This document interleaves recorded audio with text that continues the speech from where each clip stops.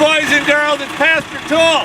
Today is a snow day, as you can obviously tell. My friend Bruce here is taking care of the parking lot because we got stuck here a couple times today. Sorry you didn't have school, sorry you don't have jam. Today we're going to be learning about St. Stephen. Awesome times, here we go. After Jesus died, was buried, and then he ascended into heaven. It was an awesome time. And what happened next was they had 11 disciples and they thought they needed 12. So Joseph, Barsabbas, and a guy named Matthias. There were two of them. Looks like there's two geese. And they actually drew lots, which means they had to pick one, but it was sort of a random pick, but it wasn't random because the Holy Spirit was involved and they gave it to Matthias. So Matthias, or Matt, was the 12th disciple. Knock it off. Okay, so then all of a sudden there ends up being a problem.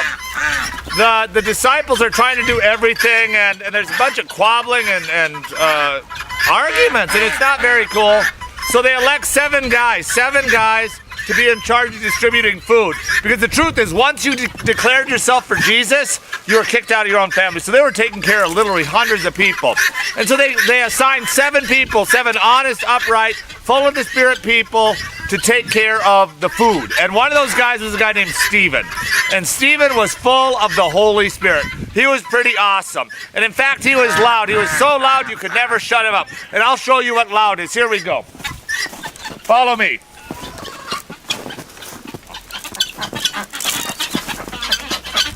Now it's the end of the winter, and I want you to come in here, Dre.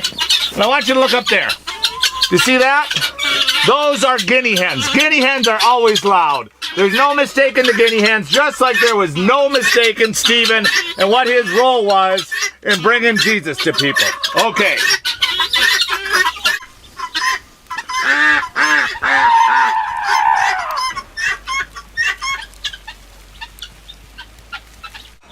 Now Stephen was richly blessed by God, who gave him the power to do great miracles and signs among the people. But some people were against him. They belonged to a synagogue of free men, as it was called, which included people from Cyrene, Alexandria, Sicilia, and Asia. And they came and they argued with Stephen. But the Spirit was helping him to speak with wisdom, and his words were so strong that they could not argue with him.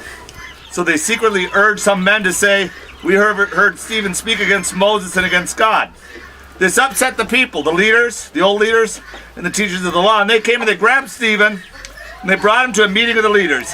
They brought him in some people to tell lies about Stephen, saying, "This man is always speaking against this holy place and the law of Moses. We heard him say that Jesus from Nazareth will destroy this place, and that Jesus will change the customs Moses gave us." All the people in the meeting were watching Stephen closely and saw that his face looked like the face of an angel. How cool is that? Now, so Stephen is public ministry number 1. He is doing amazing things, but he's going in right now to face his demise. He's going to die. That's the bottom line. He's going to die. Sort of like this. Let me show you something. See this? These are those little barred rock chicks that I brought to church a couple, 3 weeks ago. Remember that? They're growing up pretty big, aren't they?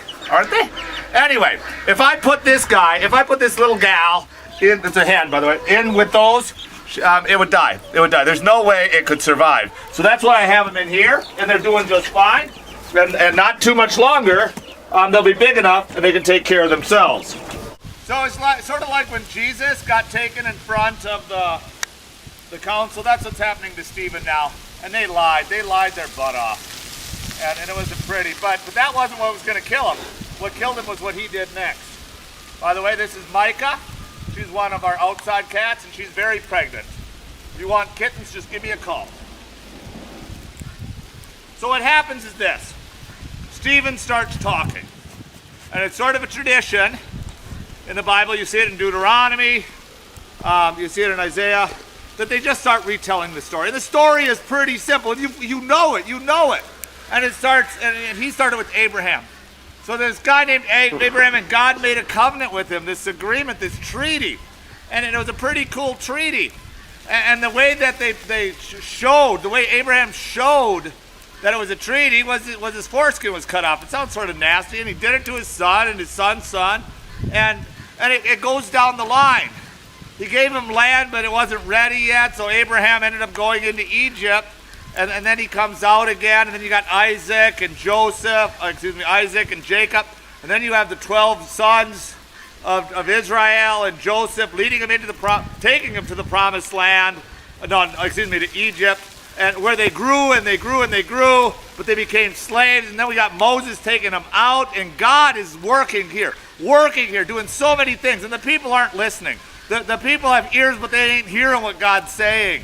The people have feet, but they're not doing what God's having them to do. And it's just a nasty, nasty thing. And it keeps going, but God keeps giving them chance after chance. And then they finally get their Holy Land. They get it. And within a couple generations, it splits into two. And then the north falls, and then all you got left is this little sliver. And then the south falls, and the temple is trashed. And then God says, I'll give you another chance. And he gives them another chance. And so the holy people come back. God's people come back to Jerusalem. And so that's about 300 years ago, 400 years ago. And from the time of Jesus. And so they're set up, they're doing fine. And wouldn't you know it, the Hellenists, which is basically the Greeks come in, because the Greeks are basically the world superpower.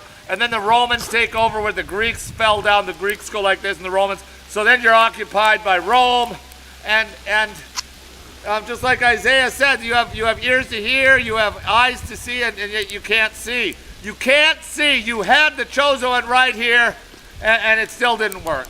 It still didn't work for you. And that was it. That's basically what Stephen said. You had the chosen one right here, and you messed it up. Well, they got so irate that it was a mob mentality that they took him out and they stoned him. They killed him. They just threw rocks at him until he died. How nasty is that? How absolutely nasty is that? This is Bear, by the way. Bear is the one dog Hannah brought home last summer. Problem is he kills cats. He killed 3 of them, and now he doesn't get out very much. He gets out, he gets to play for a while, a couple times a week, and then he gets put back in there.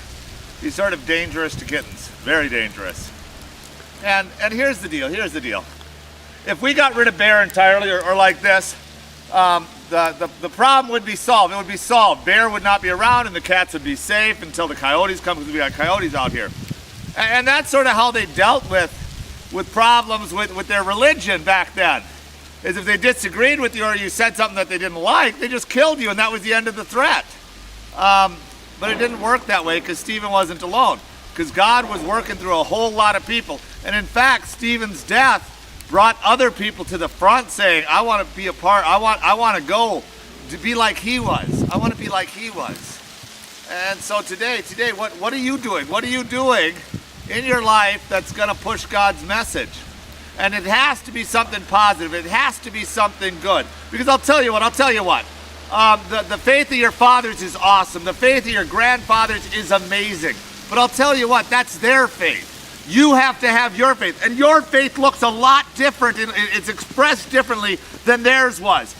This church has been here for 140 years, and things look so much different now than they did back then. Although I'm pretty sure the pastor back then had chickens too. And maybe even had a dog that killed cats. I'm not so sure about that, but maybe had a cow. But the faith expressed, what does that look like? How we worship's a lot different today than it was back then.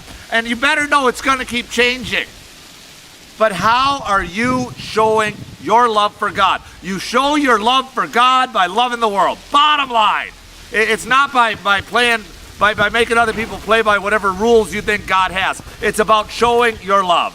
So please, show your love.